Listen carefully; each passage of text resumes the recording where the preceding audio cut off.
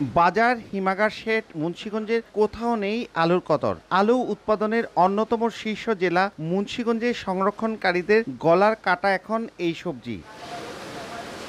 সরকারি হিসেবে এবার কেজি প্রতি আলুর উৎপাদন খরচ পড়েছে ১৭ টাকা। এর সঙ্গে হিমাগার ভাড়া ৬ টাকা, বস্তা ও পরিবহন খরচ যুক্ত হয়ে ১ কেজি আলু বিক্রির আগে কৃষকের খরচ হয়েছে ২৭ টাকা। সেই আলু হিমাগারে বিক্রি হচ্ছে ১১ টাকা কেজি দরে, আর খুচরায় ২০ টাকায়। কৃষক ও সংরক্ষণকারীরা তাই দিশেহারা। ২৫ টাকার বিনিময়ে এখন আলু বিকতে আছে ১১ থেকে ১১.৫ টাকা।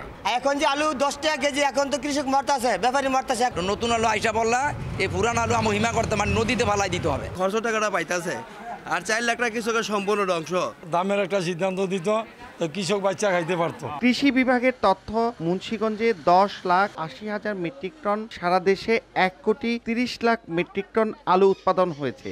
দেশে আলুর চাহিদা প্রায় ১ কোটি মেট্রিক টন। তাই কৃষক বাঁচাতে এই পণ্য রপ্তানির উদ্যোগের তাগিদ কৃষি বিভাগের। সরকারিভাবে আলু ক্রয় করে যদি বিতরণের ব্যবস্থা করা যায়, তাহলে কৃষকরা আর্থিক ক্ষতি কিছুটা হলেও সরতে পারবে বলে আমি মনে করছি। মুন্সিগঞ্জের হিমাগারগুলোতে এখনো ৪,৫৫,০০০ মেট্রিক টন আলু রয়ে গেছে, অথচ গেল বছর এই সময়ে এর পরিমাণ ছিল ২,৭০,০০০ মেট্রিক টন।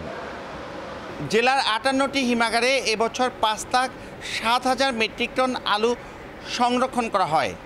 এর মধ্যে এ পর্যন্ত মাত্র ৫২,০০০ মেট্রিক টন আলু বাজারজাত করা হয়।